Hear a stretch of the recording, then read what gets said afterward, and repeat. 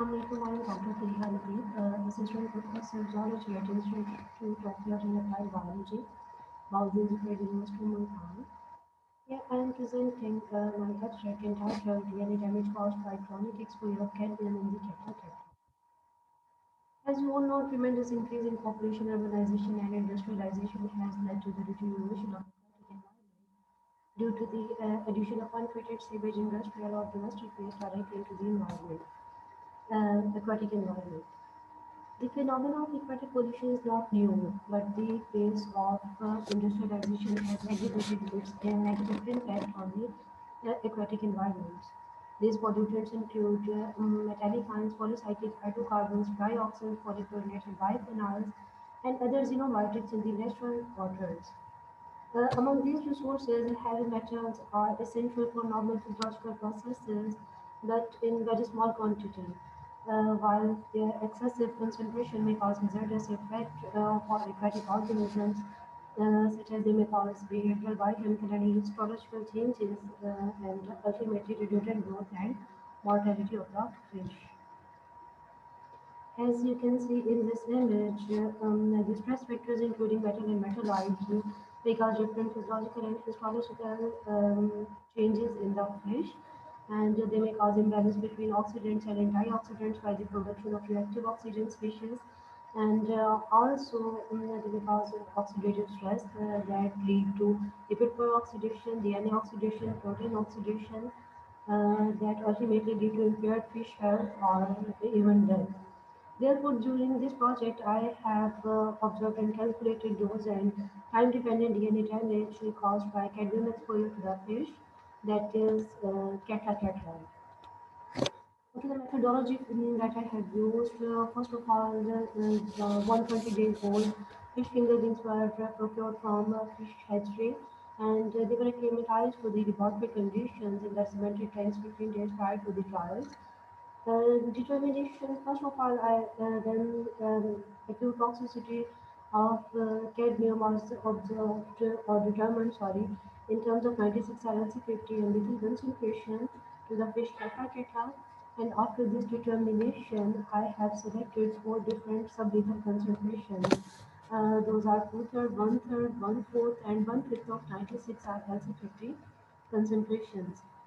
Then fish were exposed to these sublethal concentrations, and sampling was done after each fortnight, is 14 days, 28, 42, 56, 70, and 84 days. And after each fortnight, the sampling was done, and total there was 6 fortnights. Then comparison of cadmium exposed fish was done to positive control intraperitoneally injected with cyclophosphamide and negative control, that is unstressed group. And DNA damage was determined by using comet assay technique in the peripheral erythrocytes or Catla. This whole procedure for the comet assay was followed for the preparation of slides to determine DNA damage and to observe them with fluorescence microscope to take images, that was further processed by using comet scored software to take images and measure DNA damage. Okay, the DNA damage was estimated in terms of three different parameters. First one is the mean percentage of damaged nuclei, that was calculated by adding type 2, 3, and type 4 DNA damage, while GDI or genetic damage index was measured or calculated by using the described formula. And comet length of damaged cells were measured by using the Critic Comet Score software, and cumulative length of comets was calculated by adding the comet length of all the examined cells. And this was done after taking the images from the fluorescence microscope. Okay, in the results, first parameter that was determined to detect DNA damage was damaged nuclei.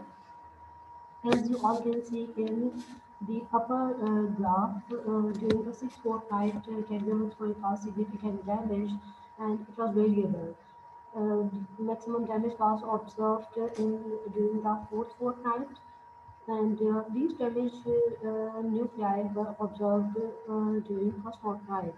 While the order, the damaged nuclei order was fourth fortnight, followed by second, fifth, third, sixth, and the least damage was observed during the first fortnight.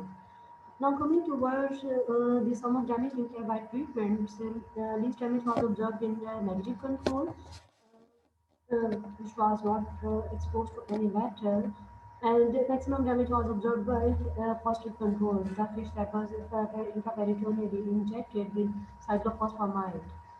Then the damage nuclei among the treatments was observed in two-thirds, one-third, followed by one-fourth and one-fifth.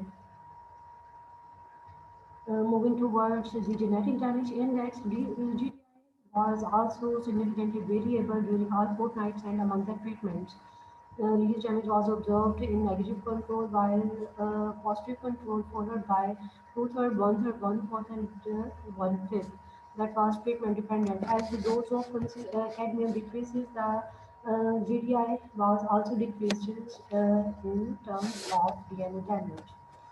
Moving towards the genetic damage index that was observed during fortnights, cadmium exposure caused significantly higher DNA damage to the nuclei as GDI values were significantly higher after fourth fortnight, while it was lower after first fortnight. And however, after 28 and 70 days of exposure, the damage in the nuclei become non-significantly different at p less than 0.05. In terms of accommodative tail length, this damage was observed during first fortnight while it was maximal in the fourth fortnight. And in terms of treatment, this damage was observed in negative control while it was maximum in two-third control followed by positive control one-third, one-fourth, and one-fifth. So, in the conclusion, cadmium exposure caused significant DNA damage to the fish erythrocytes, which was dose and time value. That is all about my topic. Thank you for your attention.